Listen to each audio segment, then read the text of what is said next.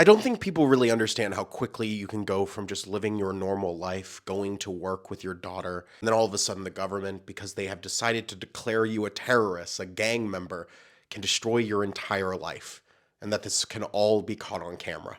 Elsie and Karen Barrios were just going to work where they work as seamstresses.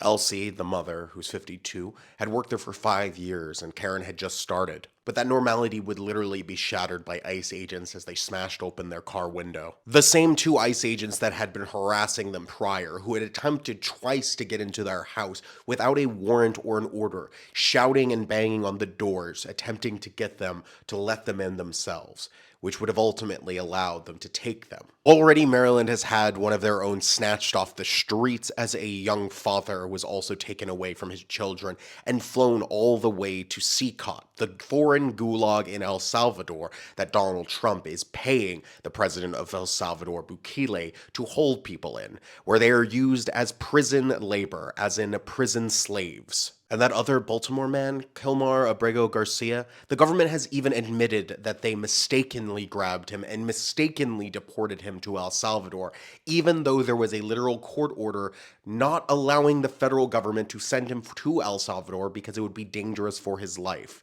Yet, they did it anyway and continue to argue in court, now in the Supreme Court, that even though they made a mistake, they do not have to return the man to his home, to his family back in the United States. And this comes after Donald Trump's administration announcing that it'll charge migrants $998 a day if they don't leave. And in both of these cases, without evidence, the Attorney General and her staff has come out claiming that they are members of gangs like MS-13 or Trentic Agua, but they have filed no charges, given no evidence. They have merely said this on camera repeatedly, hoping people believe it's true.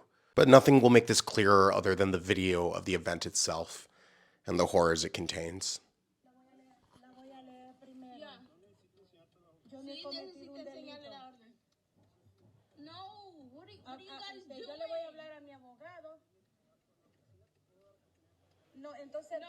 Dele la. Pero ¿por qué? Dígame por qué y deme la orden. Deme la orden. Dele la orden. No, pues no me voy a bajar. Entonces le digo. Si no me baja, si no, no me. No, deja que lo revienten. No, if it's against. No.